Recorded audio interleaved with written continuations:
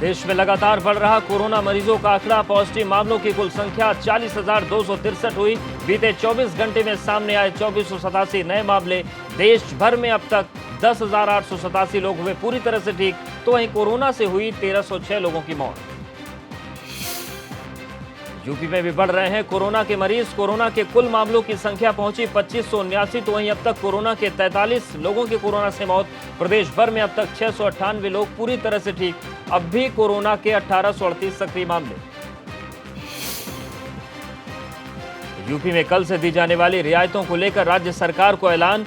Red zone में भी सशर्त खुल सकेंगे क्लिनिक और शराब की दुकानें। शर्तों के साथ अनुमति प्राप्त कर सकेंगे वाहन। ऑरेंज जोन को लेकर सरकार का ऐलान। कैब में ड्राइवर के अलावा बैठ सकेगी केवल 2 सवारी। हो सकेगा अंतर जनपदीय बसों का संचालन। कंटेनमेंट जोन से बाहर शराब की दुकानें खोली जा सकेंगी। ग्रीन जोन में मिलेंगी सबसे ज्यादा रियायतें, फिर भी बंद रहेंगे पब्लिक गैदरिंग वाले स्थान। बसों का संचालन 50% यात्रियों के साथ हो सकेगा। केवल आवश्यक वस्तुओं के संबंध में ई-कॉमर्स गतिविधियों की अनुमति होगी। आगरा में फिर बढ़ा कोरोना का आंकड़ा। रविवार को सुबह 26 नए मामले सामने आने के बाद कोरोना मरीजों की संख्या पहुंची 569। 1 दर्जन से ज्यादा सब्जी वाले आए पॉजिटिव, ठीक हुए मरीजों की संख्या पहुंची 137। अब तक 15 लोगों की हो चुकी है मौत। संभल में 2 बच्चों में कोरोना पॉजिटिव होने की पुष्टि। सीएमओ ने की पुष्टि। कोरोना पॉजिटिव मरीजों की कुल संख्या हुई 23। सदर कोतवाल इलाके के नई सराय इलाके के रहने वाले हैं दोनों संक्रमित बच्चे। जिले में अब तक 5 हॉटस्पॉट इलाके किए जा चुके हैं सील। 72 लोगों की रिपोर्ट आई नेगेटिव। शामली के सिलावर गांव में ब्लड सैंपल के डिब्बे मिलने से हड़कंप मच गया। आनन फानन में ग्रामीणों ने इसकी सूचना पुलिस को दी, जिसके बाद मौके पर पहुंची पुलिस ने ब्लड सैंपल देकर जांच शुरू कर दी। वाराणसी के सारनाथ पंचकोशी सब्जी मंडी में पूरी तरह सोशल डिस्टेंसिंग की धज्जियां उड़ती दिखाई दी। लोग थोड़ी सस्ती सब्जी के चक्कर में अपनी जिंदगी से खिलवाड़ करते नजर आए, जबकि मंडी खुलने का वक्त सुबह 3 बजे से 6 बजे तक निर्धारित किया गया है।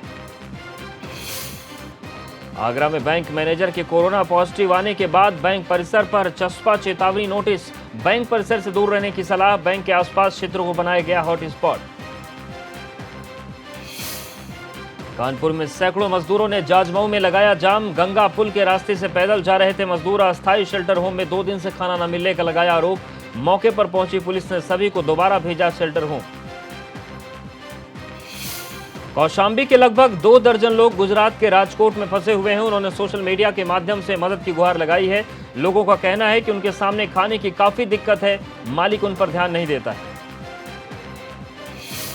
लॉकडाउन के दौरान बुलंदशहर पुलिस का वीडियो सोशल मीडिया पर वायरल। रिक्शा चालक ने अपने साथ मारपीट का लगाया आरोप। सड़क पर काफी देर तक चलता रहा हंगामा।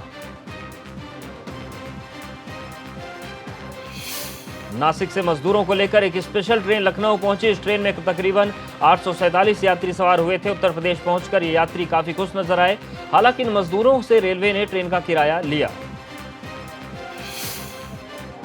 साबरमती से चलकर कानपुर पहुंची श्रमिक एक्सप्रेस। गुजरात में रह रहे लगभग 1200 मजदूरों को लाया गया कानपुर। स्क्रीनिंग के बाद बसों के माध्यम से उनके घर पहुंचाया। कानपुर के रावतपुर गांव में बच्चों ने गश्त कर रहे पुलिसकर्मियों को अपनी गोल्लक के पैसे दान दिए। बच्चों ने पैसों को सीएम राहत कोष में दान करने का निवेदन किया। इसके बाद पुलिस वालों ने तालियां बजाकर उनका उत्साहवर्धन किया। 22 कोच वाली आर्मी स्पेशल ट्रेन जैसे ही प्रयागराज जंक्शन पहुंची तो सबसे पहले उसके दरवाजों खिड़कियों को सैनिटाइज किया। सभी जवानों को सोशल डिस्टेंसिंग के साथ ट्रेन में बिठाया गया और इसके बाद ट्रेन आगे रवाना हो गई। कानपुर में कोरोना के संक्रमण का फैलाव थम नहीं रहा। शनिवार को 11 पुलिसकर्मियों समेत 14 लोगों की रिपोर्ट कोरोना पॉजिटिव आई। संक्रमित पाए गए सभी पुलिसकर्मी पुलिस लाइन में रहते हैं। पश्चिमी यूपी में कोरोना तेजी से पैर पसार रहा है। मेरठ में 143 सैंपल में से एक शख्स की रिपोर्ट कोरोना पॉजिटिव आई है। इसके साथ जिले में मरीजों की तादाद बढ़कर 116 पहुंच चुकी है, जिसमें 6 मरीजों की मौत हो चुकी है, जबकि 53 मरीज ठीक होकर घर जा चुके हैं। लखनऊ के चंदन हॉस्पिटल पर कार्रवाई। डीएम अभिषेक प्रकाश ने हॉस्पिटल को किया बंद। कोरोना संक्रमित की सूचना छिपाने का आरोप। कोरोना संक्रमित नर्स की सूचना छिपाई। आगरा में पारस अस्पताल के बाद चंदन अस्पताल पर की कार्रवाई।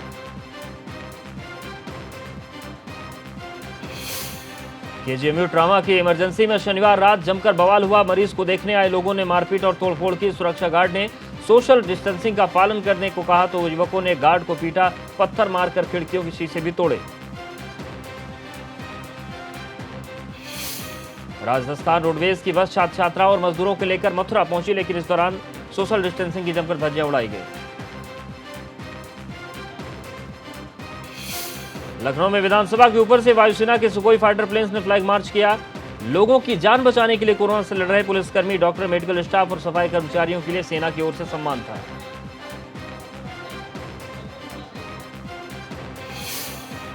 लखनऊ में सेना के दिए सम्मान से खुश और उत्साहित हुआ केजीएमयू का पैरामेडिकल स्टाफ। डॉक्टर्स ने कहा, सेना के सम्मान के आगे हम अपनी परेशानियां भूल गए। वहीं केजीएमयू के vice chancellor doctor MLV Bhatt का कहना है कि उन्होंने अपने 40 साल के मेडिकल करियर में कभी भी इस तरीके का सम्मान नहीं देखा। दिल्ली में एम्स और सफदरजंग अस्पताल पर सेना के जवानों ने आसमान से फूल बरसाए। स्वास्थ्य कर्मियों के सम्मान में सेना का योगदान उनके जज्बे को ताकत देने वाला है।